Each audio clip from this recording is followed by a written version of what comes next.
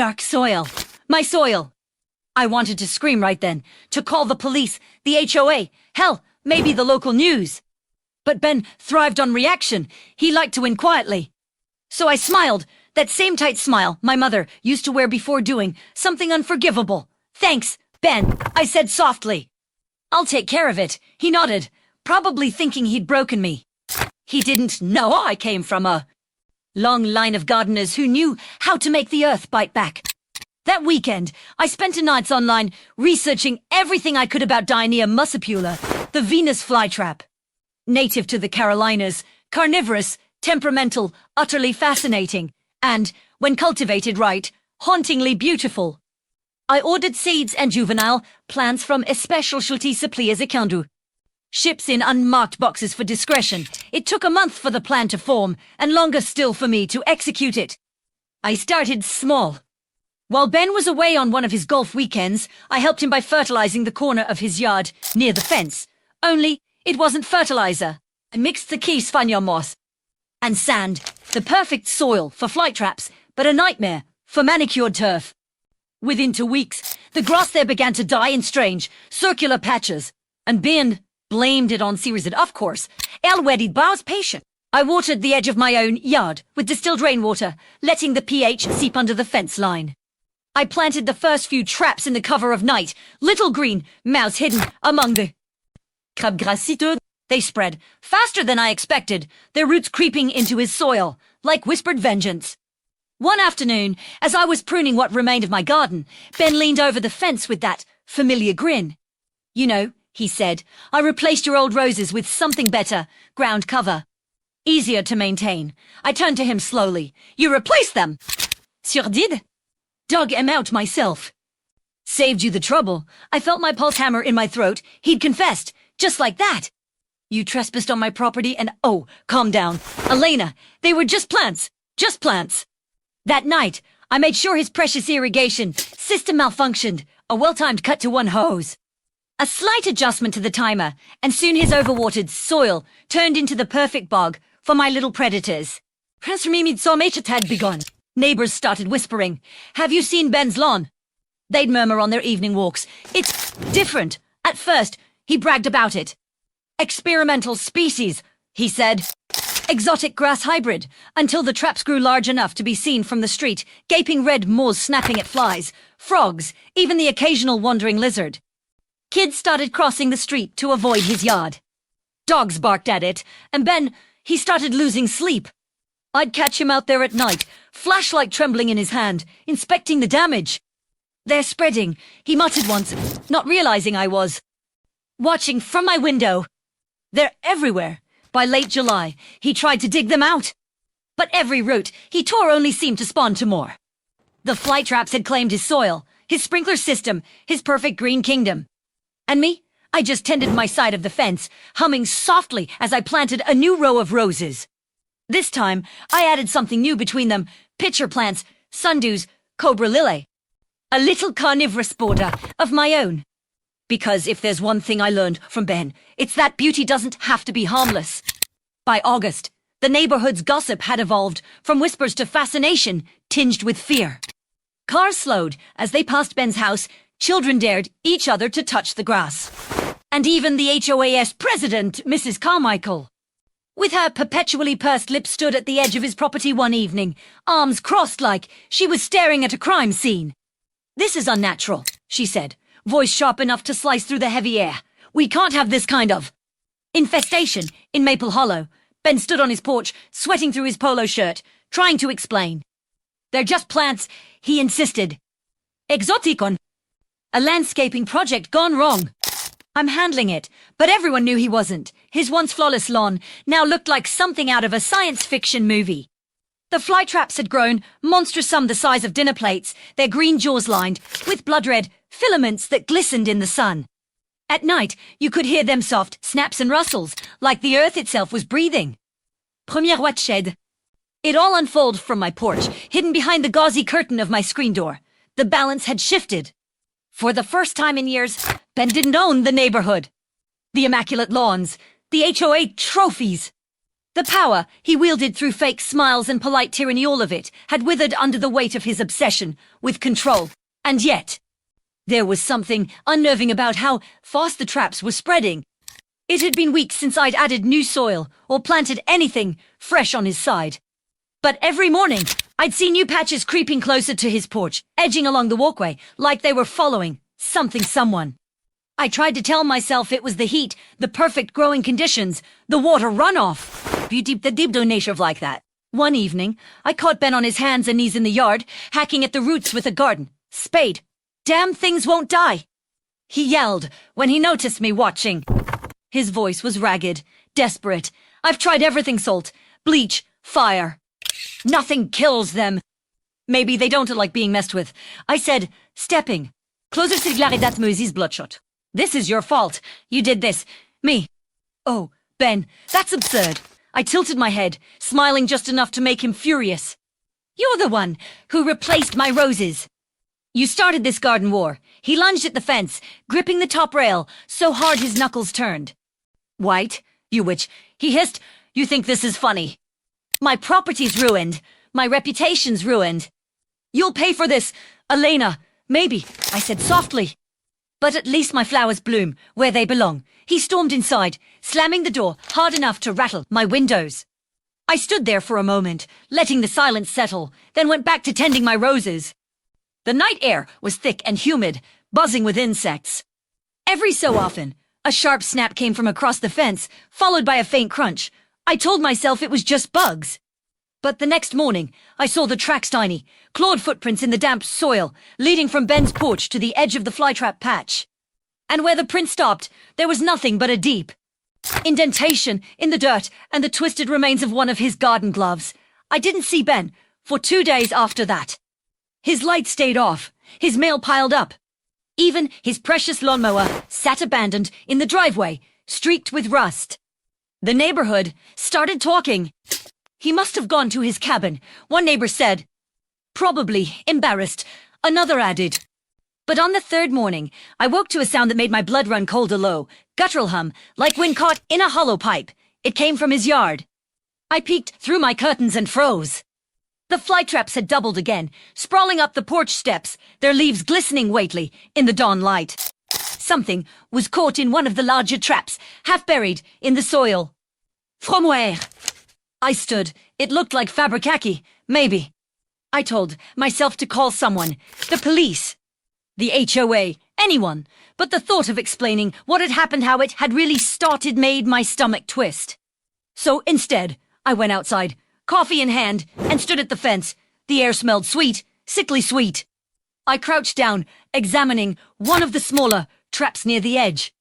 Echo. Were closed tight, something dark wedged between its spines. A fly. A beetle. No. When I looked closer, I saw the corner of what looked like skin. Pale. Human. I stumbled back, my cup slipping from my fingers, shattering on the stones. The sound echoed through the yard, and in that moment, every trap seemed to twitch opening, closing, rustling like 1,000 tiny mouths whispering secrets. That night, the HOA issued an emergency notice. Environment décaledit. They planned to send a landscaping team the next morning to remove and sterilize all invasive species, but by morning, the notice was gone, ripped clean off my mailbox. So was Mrs. Carmichael. No one saw her leave, and her car was still in the driveway. The neighborhood went silent after that. No lawnmowers, no gossip. Just the wind rustling through the carnivorous greenery. And then, one morning, the traps were gone. Not dead, not uprooted, just gone. Every last one. The soil on Ben's lawn lay bare and black, as though scorched from below.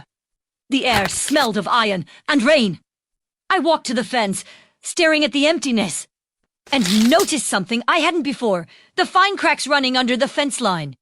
Deep, winding fissures that led straight into my garden. My roses had never looked redder. I didn't sleep for 3 nights after that. A silence was too heavy, too expectant like the air before a storm that never quite comes. Every creak of the floorboards, every hiss of the wind against the window panes felt like a whisper from the earth itself. I tried to tell myself that what I thought I'd seen was just exhaustion playing tricks on me. But I couldn't shake the feeling that something beneath my garden was alive. On the fourth night, I woke to the sound of dripping. At first, I thought it was rain.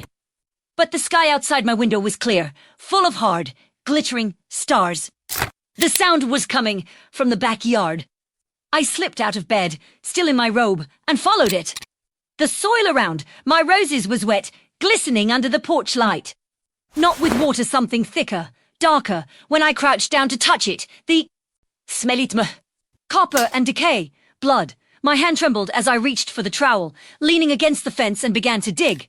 The earth came up in clumps, slick and heavy. Then the blade hit something solid. It wasn't rock, it was leather. I brushed away the soil and unearthed the corner of a boot mud-caked, khaki, and unmistakably familiar. My stomach lurched. I dropped the trowel, stepping back so fast. Première nerf fell. The heel of the boot was tangled, in roots thin, fibrous strands that pulsed faintly, like veins. The flytraps hadn't disappeared. They'd gone deeper. The ground, juste à trémor, saddle but sin. I stumbled back to the porch, heart hammering, so loud it drowned out the night's chorus. I could have called the police, should have, but what would I say? My neighbor's lawn tried to eat him, and now it's living under my roses. They'd cart me off before they finished the report, so I did premier went and poured myself a drink. By morning, the blood was gone. The soil was smooth, undisturbed. Even the boot had vanished. The only proof I hadn't dreamed it was. The faint trace of iron on my hands and the way my roses now lean not toward the sun, but toward the house. I started noticing other things, too. Birds stopped visiting. The bees that once hovered lazily between the flowers disappeared. The air around my garden felt thicker somehow. Heavy, charged, as though the plants themselves were watching. Then the letters started. The first came, folded in half, and slipped under my door. No name, no return address. Just a single sentence typed on white paper. You brought this. I froze. The words felt like they were carved into me. I thought maybe it was a prank, a leftover jab from Ben before, whatever happened. But then came another, a week later. The roots, remember. After that, they came daily. Slipped into my mailbox, taped to my window, even tucked under my windshield wiper. Always typed, always brief, always accusing. I stopped opening them. I burned the last 3 in the sink, watching the paper curl and blacken. And still, the garden grew. Septembre come monstrous, their vines twisted like serpents, curling around the fence posts. The blossoms were enormous scarlet, with blackened edges, their petals thick and fleshy. When the wind blew, they swayed not like flowers, but like things that breathed. One morning, while I was pruning or pretending to, I heard a soft knock on the fence. Première looked up. A man stood there tall, thin, wearing a faded green uniform, shirt with an HOA badge pinned crookily on his chest. His namatag read D. Harland, Mrs. Walsh? He asked. His voice was polite, but there was something uneasy beneath it. Yes, I said carefully. I'm with the association. We've had reports about your property. The vegetation. He cleared his throat. Mind if I take a look? I wanted to say no. Every instinct screamed at me to keep him away. But curiosity or guilt won out. Go ahead. He stepped into the yard, boots sinking into the soft soil.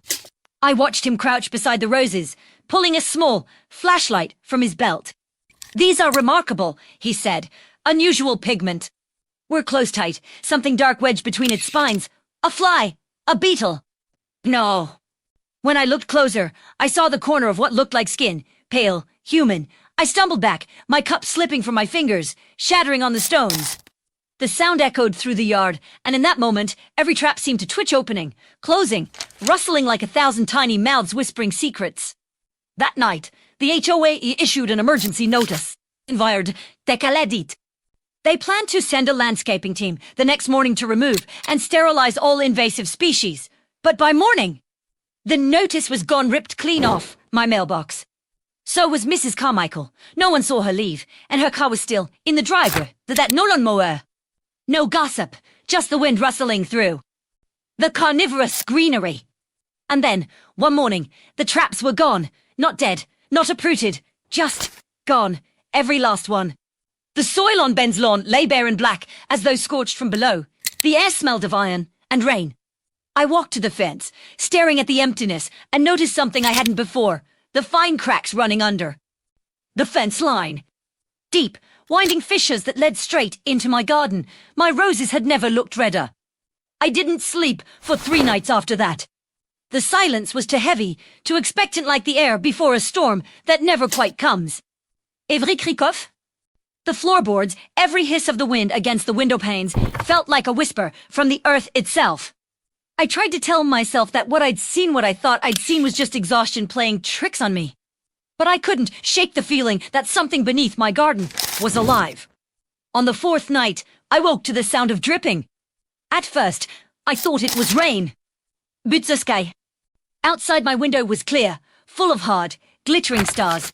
The sound was coming from the backyard. I slipped out of bed, still in my robe, and followed it. The soil around my roses was wet, glistening under the porch light. Not with water, something thicker, darker, when I crouched down to touch it.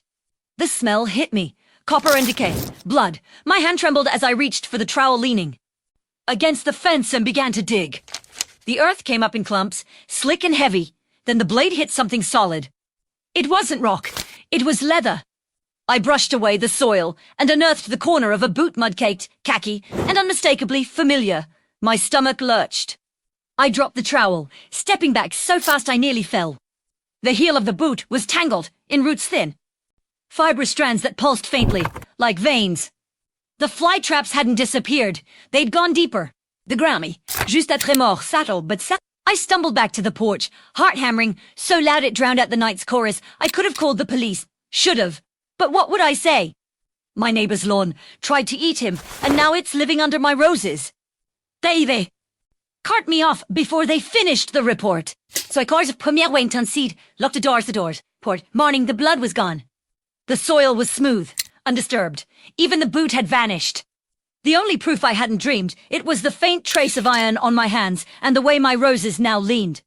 Not toward the sun, but toward the house. I started noticing other things, too. Birds stopped visiting. The bees that once hovered lazily between the flowers disappeared. The air around my garden felt thicker somehow. Heavy, charged, as though the plants themselves were watching. Then the letters started.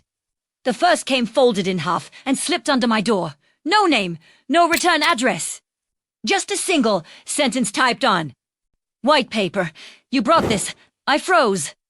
The words felt like they were carved into me. I thought maybe it was a prank, a leftover jab from Ben before, whatever happened. But then came another, a week later, the roots, remember. After that, they came daily. Slipped into my mailbox, taped to my window, even tucked under my windshield wiper.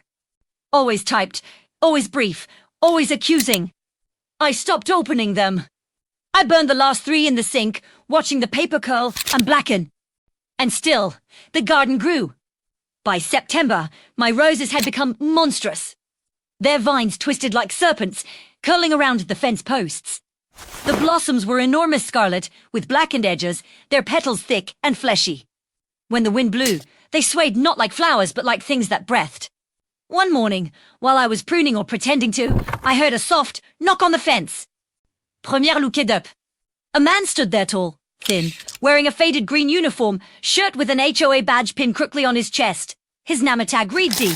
Holland, Mrs. Walsh, he asked. His voice was polite, but there was something uneasy beneath it. Yes, I said carefully. I'm with the association. We've had reports about your property, the vegetation. He cleared his throat. Manif premier. Take a look. I wanted to say no. Every instinct screamed at me to keep him away, but curiosity or guilt won out. Go ahead. He stepped into the yard, boots sinking into the soft soil. I watched him crouch beside the roses, pulling a small flashlight from his belt. These are remarkable, he said. Unusual pigment. Almost looks like hemoglobin. In the petals, he reached out, brushing a leaf. The plant moved, not in the why not naturally. It recoiled, then snapped toward his hand. He yelped, jerking back. Blood welled from a thin cut on his finger. It's fine, he stammered. Probably a thorn. But we both knew it wasn't. The leaf he'd touched still glistened, and I swore it pulsed once, like it had taken a heartbeat. He stood, muttering something about submitting a report, and left without another word. I watched him walk down the street until he disappeared. That was the last time anyone from the HOA ever came. A week later, I saw his name in the local paper, missing person. Last seen on Maple Hollow Drive. The photo showed him, smiling clean-shaven, alive. I went to the fence that night, flashlight trembling in my hand. Miros Lumed. Tall, their blossoms turned toward me like 100 red eyes. What did you do? I whispered. What have you become? The wind shifter the Reiklote. I backed away slowly into the house and slammed the door. I thought about calling someone, anyone, but what could I say that wouldn't sound insane? Instead, I went upstairs and looked out the window. The moon hung low, white and unblinking. My garden swayed gently, as though breathing with the rhythm of something deep underground, and then I saw it. In the middle of the yard, where Ben's fence used to stand, the soil began to heave. Slowly, deliberately, like something was pushing upward from beneath. The earth cracked open, and for one horrifying instant, I saw a shape rising, a tangle of roots and vines and something else. A pale, half-formed, face pressed against the surface, mouth open in a soundless scream. Then it vanished. The ground sealed itself again, smooth as if untouched. That was the moment I knew. The Venus Flytraps hadn't just devoured Ben, they had absorbed him. His anger, his pride, his voice, it was all still there, somewhere below, feeding the soil that fed my garden. And now, every night, when the wind moves through the roses, I swear I can hear him whispering my name. I tried to ignore it, at first the whispers. The flickers of movement under the moonlight, the faint outline of something shifting beneath the soil. But denial only holds when daylight is your ally, and the days were growing shorter.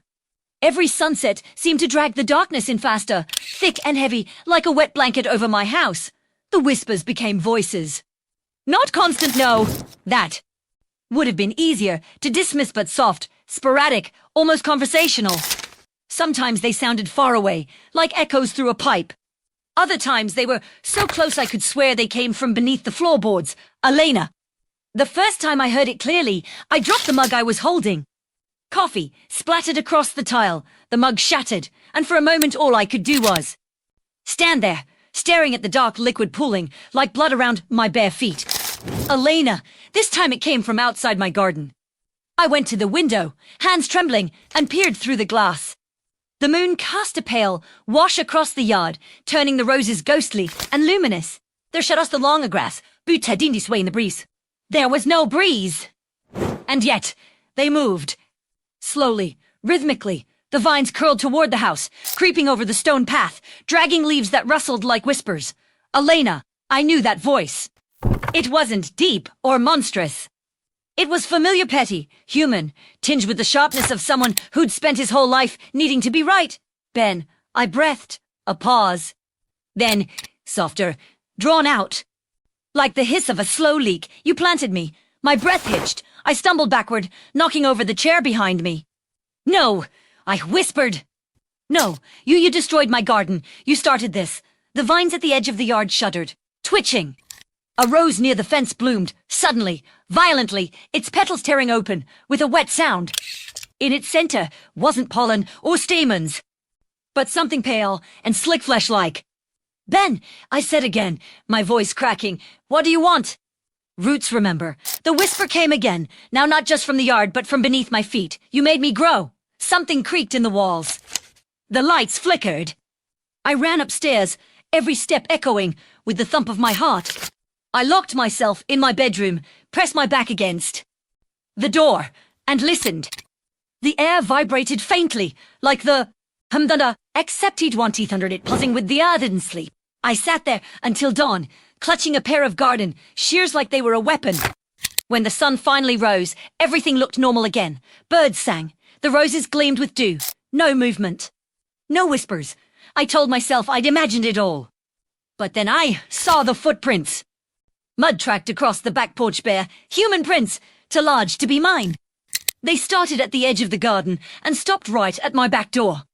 The knob had faint scratches, like someone had tried to turn it. That day, I decided to dig. I waited until noon, when the sun was high and bright, and began tearing into the soil beside the largest rose bush. Every scoop of earth came up darker than The last, damp and almost oily. Then the shovel hit something soft. I knelt down, brushing away the dirt. It was a hand. Or what was left of one. Pale, distorted, the skin stretched thin and root-like, tendrils sprouting from the fingertips that tangled deep into the surrounding soil. I gagged and stumbled back. But I stared. Irie the roots weren't just around the hide, Tiwir's hand. The veins of the plant merged seamlessly with the veins beneath the skin, indistinguishable. My knees went weak. I heard a low groan from somewhere below, a muffled, aching sound, and before I could react, the soil began to move again slowly, breathing in and out, as though something enormous lay just beneath. I dropped the shovel and ran inside, slamming the door so hard the glass rattled. I couldn't breathe. I couldn't think. All afternoon, I sat by the window, staring at the disturbed patch of soil. I thought about calling anyone but who could I possibly tell? My neighbor's corpse's part plant. I'd be committed before the day was out. That night, I poured myself another drink, then another, until the fear dulled just enough to let me think. If this thing, whatever it was, had come from my soil, then maybe I could end it the same way it began. Fire. It was the only answer that made sense. So, just after midnight, I went out with a can of lighter fluid and a matchbox. The air was still and cold. My roses seemed to shimmer in the moonlight, every petal glistening, wet. They looked almost beautiful, again, most like they had before. I hesitated for a moment. Then I doused the roots, watching the soil soak it up greedily. When I struck the match, the flare of light made me flinch. I dropped it into the wet ground, expecting the fluid to ignite instantly, but nothing happened. The match fizzled, dying in a puff of smoke. I tried again. Another match, another failure. The soil hissed, steam rising from the contact. Your property. I frowned. Report. He nodded toward the yard. Neighbors said your garden caught fire last night. And before that, well, there've been stories. Unexplained plant growth, animal disappearances. I just need to take a look, if that's all right. I wanted to refuse. Every instinct told me not to let him near it. But part of me needed anyone else to see what I'd seen. Tu me Betrayal. So I stepped aside. He crouched near the edge of the charred soil, pulling on a pair of gloves. His movements were methodical, scientific, detached. Curious, he murmured. This soil's not scorched the way it should be, almost looks cauterized. Like it burned from underneath. He reached out, touching the dirt lightly, then froze. It's warm. I swallowed hard. Ah, yes. Itegat has been. Like that since the fire. He looked up at me. Since the fire. How long ago was that? Last night. He blinked. It shouldn't still be warm. He stood, glancing toward the rose. His eyes narrowed. Is that the only surviving plant? I nodded. He stepped closer. It's remarkable. You said this was a rose garden. Yes, and you've never grown anything else? Carnivorous species, for example? The words made my chest tighten. Why would you ask that? He hesitated. Because I've seen something like this before. Not exactly the same, but similar. My voice barely rose above a whisper. Where?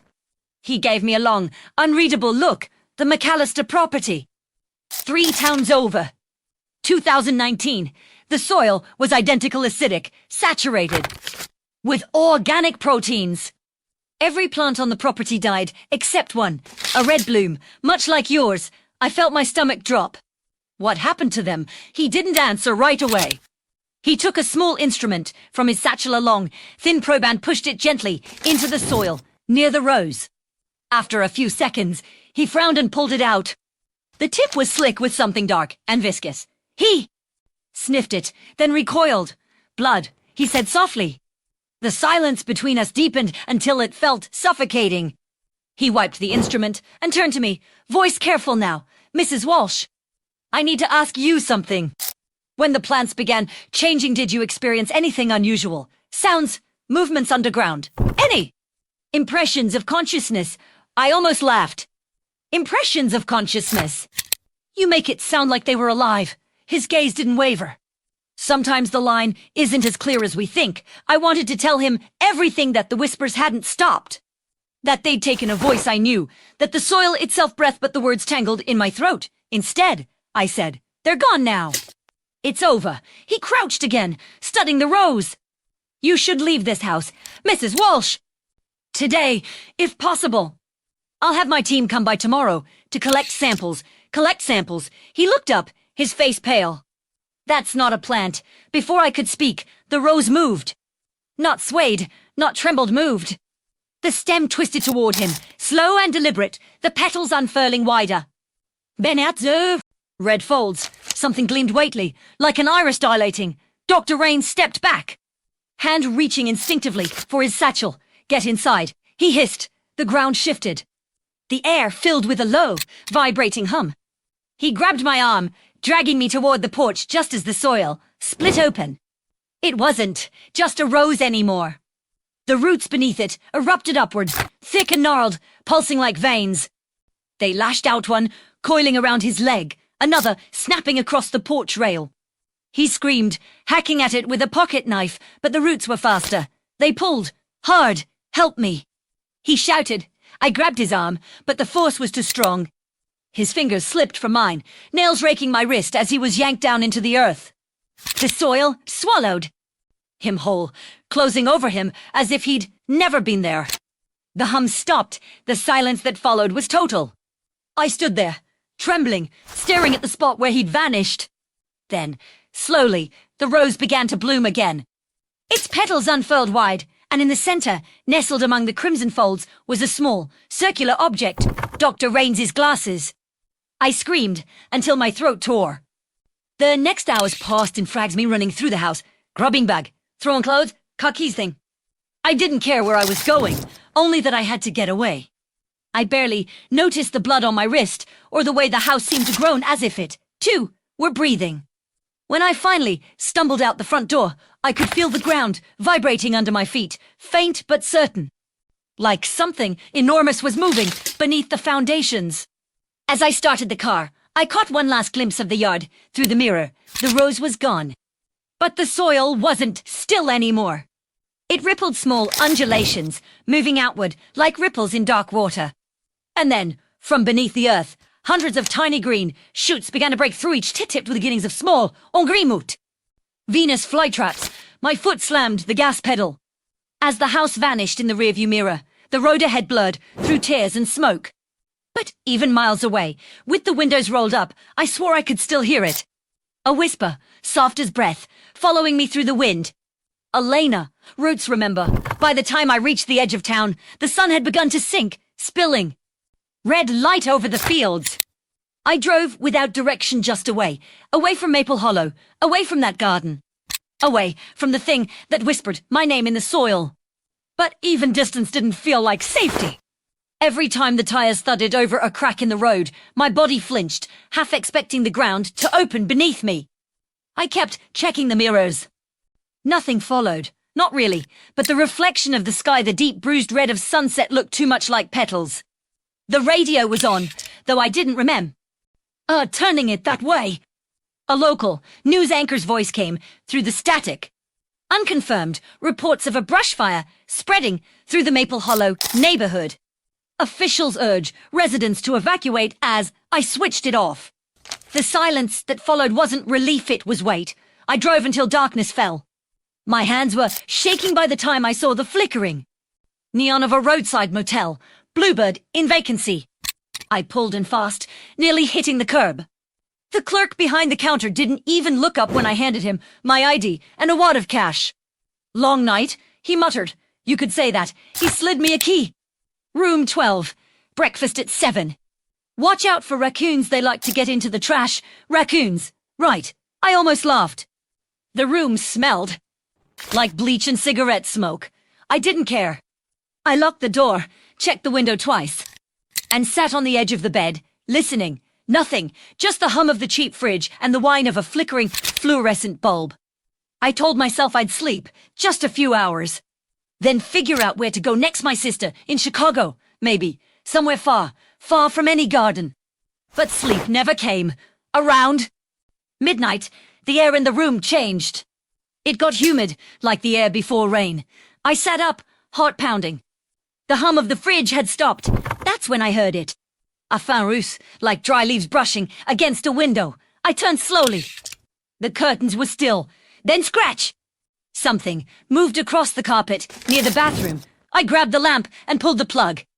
My reflection in the mirror was pale, ghosted by shadows. It's just your nerves, I whispered. Just a sound cut through my voice, wet, guttural, a snap, like something closing. I took one step forward and froze. There, in the corner of the bathroom floor, was a single sprout, small, green, glistening. It's tiny schützt. Première baquet de ouais, shaking my head. No, the sprout pulsed once, then again, its roots pushing out from the tile grout like veins. Cracks formed in the ceramic. More shoots broke through, slithering upward, their tiny mouths opening hungrily in the fluorescent light. I stumbled for the door. The knob was slick under my hand, and for a second I thought it was sweat until I looked down. My palm was streaked red. The metal was bleeding. The door wouldn't open. Elena. It was everywhere again, the voice, rising from the floor, the walls, even the air vent. You left us, I screamed and threw the lamp. It shattered against the window, sending glass raining over the carpet. I climbed through the opening, cutting my hands, falling hard onto the gravel outside. My knees hit the ground, tearing open, but I didn't stop. I ran. Past the neon sign, past the empty parking lot, into the dark stretch of road beyond. I didn't look back. By dawn, I was 30 miles away, parked at a gas station on the interstate. My hands were still shaking as I filled the tank. A trucker nearby gave me a wary glance.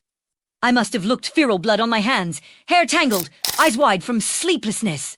Inside, I splashed water on my face in the restroom sink. The fluorescent lights buzzed overhead. For the first time in days, the reflection in the mirror didn't move when I did. No whispers, no rustling, just me.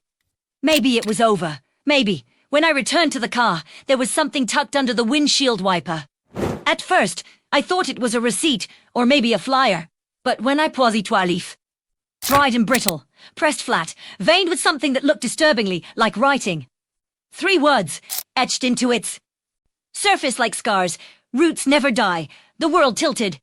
I staggered backward, the note fluttering from my hand. And then I saw them. Tiny green, shoots pushing up through the cracks in the gas station pavement. Dozen of them, hundreds, around fahan come the engine.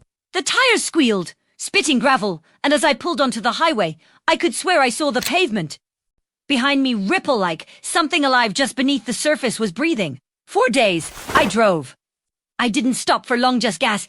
Food, motels, always far apart. Every night, I checked the corners of the room, the drains, the cracks in the walls. And every night, I found something, a sprout in the carpet, a faint stain that smelled of soil, and always the whisper. Sometimes it came from the vents, sometimes from the sink drain, sometimes from the very air, soft and coaxing, like a lullaby sung underground. Elena, you planted me, you fed me, you made me grow. On the 7th night, I drove until my eyes blurred and the road turned to shadow. I ended up somewhere in the desert flat, barren, endless. No trees, no flowers, no soil rich enough for anything to live. Perfect. I parked the car. Stumbled out from the dust. The horizon stretched forever. The ground was dry and cracked, lifeless. I didn't mean to. I whispered to no one. I didn't mean any of this, but the wind didn't answer. And then just as I began to believe I was free, I saw it. A single, fragile shoot pushing through the desert floor, green against the red earth. Its tiny mouth opened once, twice. And from somewhere deep below, the earth itself sighed low and contented. Elena. The sound rose all around me, beneath the cracked earth, beneath my hands pressed to the ground. It wasn't a whisper anymore. It was a chorus. Roots, remember. I kept running until my lungs were burning. Until the cracked desert ground blurred beneath my feet and the horizon melted into heat, shimmer. The symphony shah, but he doesn't shoes. The kind that you feel before you hear, the kind that lives inside the bones. The desert should have been empty. No plants for miles, no trees, not even sagebrush. But the longer I ran, the more I realized the emptiness wasn't real. There were shapes beneath the crusted earth lines, faint, ridges that curved and twisted like veins. The ground was mapped with them, a whole hidden system pulsing faintly in the dying light, I dropped to my knees, pressed my ear to the dirt. The earth was breathing. Slow, steady, rhythmic. And beneath that, another sound, a heartbeat. I clutched my head, choking out a broken laugh. It can't be, I said to the empty horizon. You can't live here. Nothing. Can. The heartbeat pulsed harder. The cracks in the ground widened, dry soil, crumbling into fine dust. From one of them, a tendril pushed through a thin, searching root, writhing like a worm. I scrambled back, my shoes skidding on the gravel. Then another root, and another. They spread quickly, tracing lines toward me, finding me, recognizing me. Elena. The whisper rose again. Closer now, no longer carried by the wind. It came from below. You planted us. We grew for you. I backed up until my shoulders hit the side of the car. I could barely breathe. The keys trembled in my hand as I fumbled for the door handle. My fingers wouldn't work. The metal burned cold against my palm, though the air was sweltering. When I finally got the door open side of the car, the chassis lifted slightly, a muffled thud echoing from beneath. Then again, the vehicle rocked. I dove inside and slammed the door shut. My breath came in short, panicked gasps. I twisted the ignition, nothing. The engine sputtered once, then died. The ground bulged beneath the hood. Roots snaked up over the windshield, tracing thin, wet trails across the glass. They were green, yes, but threaded with something dark beneath the surface veins, pulsing faintly, carrying not sap, but blood. The whisper wasn't alone now. There were others, dozens, hundreds of voices, all speaking at once, layered and dissonant like a chorus of hungry mouths. You fed us. You buried us. You left us. But we remember. The car jolted, pitching sideways as the ground cracked open. The roots wrapped around the tires, the doors, the frame. I clawed for the window switch, but the glass refused to lower. Elena, the main voice hissed. You tried to bury what you made. You can't bury hunger. I screamed and kicked at the windshield. The glass spider webbed, but before I could break through, something burst through it from outside a tangle of roots. Sharp and barbed, slicing through the safety film. One wrapped around my wrist, cold and slick, another around my ankle, dragging. I fought, digging my nails into the leather seat, but they pulled harder. Ben, please. Premier, shouted. The whisper paused. Ben, for the first time, there was silence. The air thickened. Then came a laugh low, hollow, wrong. He's part of us now. The vines yanked. The car door tore free with a metallic shriek. I was dragged halfway out, dirt filling my mouth, the roots tightening around my legs, pulling me toward the widening fissure in the ground. My fingers clawed at the edge of the seat, scraping against broken glass. And then light, headlights, a horn blared somewhere behind me. The roots froze, twitching. A truck skidded to a stop on the highway, shoulder. I could hear boots pounding the gravel, voices shouting, Miss, hey, are you okay? The grip on my legs loosened slightly. I twisted, screaming, help me. Two men appeared out of the dark construction workers, judging by the vests and dust. They grabbed my arms, hauling me free just as the roots recoiled, snapping back into the earth. One of the men stumbled back, swearing, what the hell was that? I couldn't answer. My voice was gone. They dragged me toward the truck. Behind us, the car sank slowly, soundlessly until only the roof was visible above the dirt. Then it vanished completely. The older, man grey beard, eyes wide, pulled me into the passenger seat. You hurt? I shook my head. My skin was covered in scratches, my clothes torn, but I couldn't feel anything. He started the engine. We'll take you to the next town over. Get you checked out. The truck rumbled forward. I turned to look out the window, one last time. The desert behind us looked calm again, flat, still, empty. But as the taillights faded, I saw it. A single green sprout pushing through the spot where my car had disappeared. Then another. And another. The man beside me must have seen my face pale. What is it? Ask. I tried to speak, but my throat wouldn't work. Finally, I whispered, don't stop, no matter what you see. Don't stop, he frowned. Glancing at me, what do you? The road ahead shimmered. The asphalt cracked, lines spreading like lightning. Dust exploded upward, and through it, I saw movement and undulating, ripple, moving across the desert. A wave of green breaking through the red sand. The younger man slammed on the brakes, but the older one shouted, "Keep going!" Hey! Truck roared forward, tires spitting gravel. Behind us, the wave spread faster, devouring the road, the signs, the fences covering everything in living, writhing green. "Elena!" The earth groaned. "You can't run from what you grew," the younger man screamed. The lights flickered, the engine coughed. For one impossible second, I felt its roots wrapping around the undercarriage again, trying to pull us back. Then, with a final, desperate lurch, the truck broke free, hurtling down the highway into the black. We didn't stop until dawn. When the first light hit the desert horizon, the older man finally pulled over. His hands were shaking. "Jesus!" he muttered. "What the hell was that?" I stared out the window. The desert behind us stretched forever green now, shimmering faintly in the morning light. "It's spreading," I said softly. He turned to me. "What is?" I looked at him then, my voice hollow. "My garden." He blinked, uncertain if I was serious. "You mean all that back there?" I nodded. "It's alive. And it remembers." We sat in silence. For a long moment, the sound of wind whistling through the broken vent. Then, from somewhere deep, in the desert behind us, came a sound like 1,000 whispers carried on the breeze. And in the distance, the sand rippled again.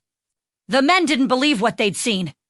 They told each other it was a mirage, a dust storm, something they could explain later, when the shaking stopped in their hands.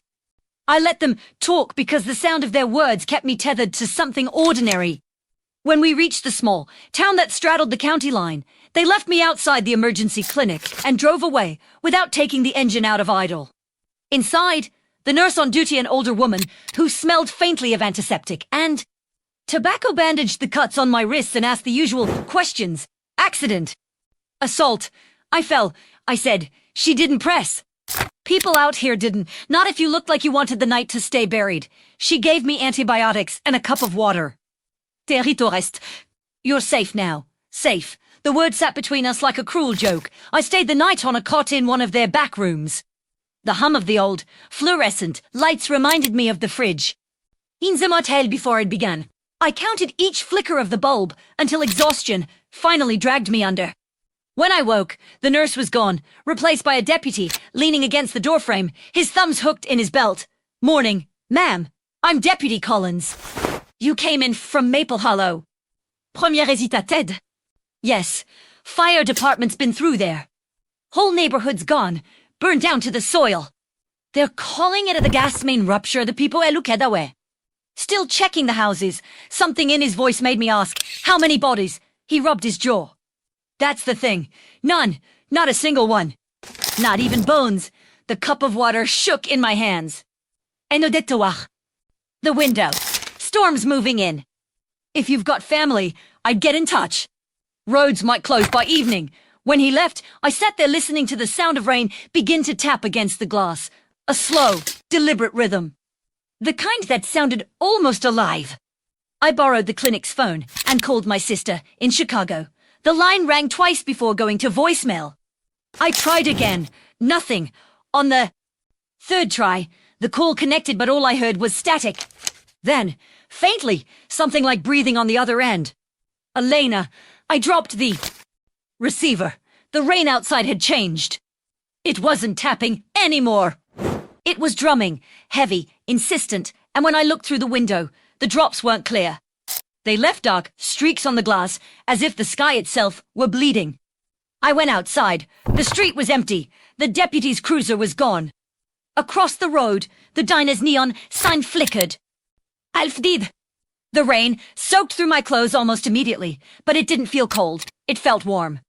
The parking lot was already flooding, the water rising faster than it should have. I stepped it down. Premier so we 20 water at The puddle was thick, red, filled with tiny fragment seeds. One floated toward me, spinning lazily in the current. When it brushed my shoe, it pulsed once, like a heartbeat. My breath caught. "No!" I turned to run, but the ground beneath the water shifted, softening, sucking at my feet. The cracks in Payden, on Frotem, small green shoots emerged, pushing up through the flood, their tiny mouths opening to the rain. The sound came again, rising above the storm. Not a whisper this time, a chorus, thousands of voices speaking in unison. "We remember.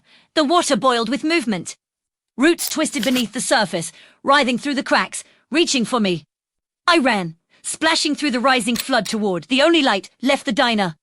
Inside, the handful of people looked up as I burst through the door, soaked and wild-eyed. "You have to get out." Première chute. A man at the counter frowned. "Lady, you all right?" "They're coming," I said. "It's in the ground. It's alive." He stood, raising his hands like he might calm a frightened animal. "Okay, take it easy." Behind him, one of the waitresses screamed. The vines were already crawling through the gaps beneath the door, winding around the legs of the stools, the tables, climbing fast. The smell of wet soil filled the air, sweet and rotten. Someone grabbed my arm, pulling me toward the back. "This way." We ran through the kitchen, past the hiss of the deep fryer and the clatter of falling plates. A back door opened to the alley, and for a moment, I thought we'd made it. Then the roots burst through the asphalt outside, splitting it open like paper. The man who'd grabbed me pushed me toward the dumpster. "Climb." I scrambled up, slipping on wet metal. He followed, but the vines caught his ankle mid-step, dragging him down. He screamed, kicking, but the roots were faster, coiling around his legs, his torso, pulling him toward the ground. I reached down, trying to grab his hand, but he was already half gone. His eyes locked on mine, wide with terror. "Run." He choked. And then he was gone. The vines withdrew, taking him with them, the earth sealing over the hole like nothing had ever broken. The rain stopped. The silence after. Wa absolute. I sat there on the dumpster, shaking, gasping for air that felt thick with humidity and iron. Around me, the alley began to steam. When I finally climbed down, the sky had cleared. The storm clouds were gone, replaced by an unnatural calm, but the smell of soil lingered, rich and heavy. The street outside the diner was empty. No cars, no people, no sound. Only rows of buildings. There. Walls slick and dark, as if they'd been soaked from below. And in every crack of the pavement, tiny green shoots had begun to sprout. They glowed faintly under the streetlights. I walked among them, barefoot now, the ground warm under my feet. The air buzzed faintly, the way it used to when I'd stand by my roses on summer mornings. "Elena." The voice was soft again, almost affectionate. I stopped walking. "What do you want from me?" "We want to grow." I shook my head, tears mixing with the rain, still clinging to my face. "You can't. You'll destroy everything. Growth is destruction," the chorus said. "You taught us that." I sank to my knees, the pavement trembling under me. Around me, the sprouts swayed in rhythm with my heartbeat. The first flower opened right beside my hand, a red bloom. Wet and glistening, its petals quivering. Inside, something moved. A human eye. It blinked once, then stared up at me. And all across the street, the flowers began to bloom, in unison, hundreds of them. Thousands, their centers filled with pale, watching eyes. The chorus of voices whispered one last thing, in perfect harmony. "You are one of us now." The ground opened beneath me. And I finally stopped running. I woke to silence complete, absolute silence. For a moment, I thought I was dead. The air was still, and the ground beneath me was soft, like soil after rain. I opened my eyes. Light filtered through something above me. Not sky, not exactly, it glowed green, pulsing faintly like veins beneath translucent skin. When I reached up, my fingers brushed against damp leaves. The air was thick, sweet, and warm. I was lying in a garden, but not my garden. This one was endless. Rows upon rows of plants stretched into the horizon, roses, lily, orchids, all impossibly large, their petals shimmering with dew that smelled faintly of blood. Vines crept through the soil, tangling together in patterns that looked almost deliberate, almost like writing, and beneath it all, I could hear them. The roots, breathing, whispering, remembering. I sat up slowly, every muscle aching. My clothes were gone, replaced by a thin film of dirt and pollen clinging to my skin. My hair was matted with soil, my hands raw and cracked. I should have been terrified, but the fear felt distant now, fading like a memory. "Elena!" The voice came from behind me. I turned. Ben stood there, or what was left of him.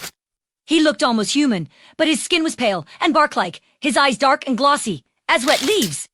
Vines curled around his arms and neck, threading through him, in him. He smiled a slow, mournful thing. "You made it," he said. I stumbled back. "What is this?" "This," he said, spreading his arms. Is what we grew. The ground beneath us shifted, rippling like water. A rose bloomed between us, massive, its petals unfolding with the sound of tearing silk. Its center was not a flower, but a face Dr. Rains, serene, his mouth slightly open as if mid-prayer. I backed away. No, this isn't real. Ben stepped closer. The vines followed him, stretching, reaching. It's more real than anything you've ever known. The world above your roads, your houses, your walls, they're dying. But down here, he knelt, pressing his palm to the soil. Here, everything grows. I shook my head. You killed them. All of them. His smile faltered. We didn't kill. We transformed. You can't burn life out. Elena, you only feed it. I didn't mean for this to happen. My voice cracked. I just wanted to make things right. You did. His eyes softened. You gave us roots. You gave us hunger. You gave us yourself. I turned to run, but the soil grabbed my ankles, soft as quicksand. Vines curled around my legs, my waist, my arms. I clawed at them, but they only tightened, wrapping me gently, lovingly. Elena, the chorus whispered, all around me now. Stop fighting. Growy to scream me down. The soil rose to meet me, warm and wet, swallowing my knees, my chest, my face. My lungs filled, not with air, but with the scent of roses and rain and decay. For one moment, I felt every root, every petal, every heartbeat in the earth. The pain vanished. And then peace. When I opened my eyes again, I wasn't in the garden. I was the garden. I could feel sunlight on every leaf. The slow crawl of worms beneath my skin. The rhythm of roots spreading endlessly, thirstily, across the world. I felt Ben beside me, no longer separate, just another pulse in the great living web. Above us, the surface world trembled. Roads cracked. City sank. The asphalt split and bloomed with green. The earth reclaimed itself in silence and beauty and hunger. Somewhere far above, I heard the first screams of those who hadn't yet learned what I now knew. The soil would take them to, soon enough, growth was inevitable. And in the stillness of the deep earth, a single thought echoed through the endless tangle of roots and blossoms. Through me and through everything we had become, we remember. The floorboards, every hiss of the wind against the window panes, felt like a whisper from the earth itself. I tried to tell myself that what I thought I'd seen was just exhaustion playing tricks on me. But I couldn't shake the feeling that something beneath my garden was alive. On the fourth night, I woke to the sound of dripping. At first, I thought it was rain. But the sky outside my window was clear, full of hard, glittering stars. The sound was coming from the backyard.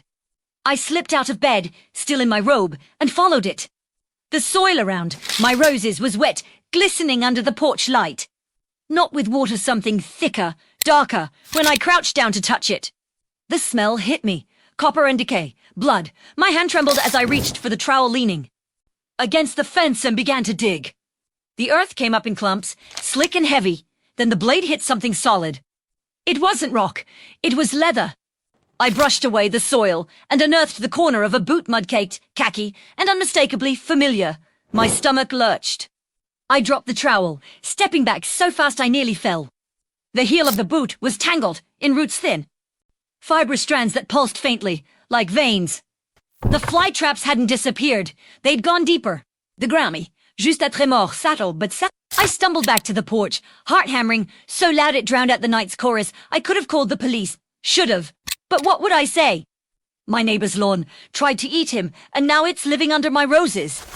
They cart me off before they finished the report. So I called Premier Wayne seed, locked the doors. Port, morning the blood was gone. The soil was smooth, undisturbed. Even the boot had vanished. The only proof I hadn't dreamed, it was the faint trace of iron on my hands and the way my roses now leaned. Not toward the sun, but toward the house. I started noticing other things, too. Birds stopped visiting. The bees that once hovered lazily between the flowers disappeared. The air around my garden felt thicker somehow. Heavy, charged, as though the plants themselves were watching. Then the letters started. The first came folded in half and slipped under my door. No name, no return address. Just a single sentence typed on. White paper. You brought this. I froze. The words felt like they were carved into me. I thought maybe it was a prank, a leftover jab from Ben before, whatever happened. But then came another, a week later, the Roots, remember. After that, they came daily. Slipped into my mailbox, taped to my window, even tucked under my windshield wiper. Always typed, always brief, always accusing. I stopped opening them. I burned the last 3 in the sink, watching the paper curl and blacken.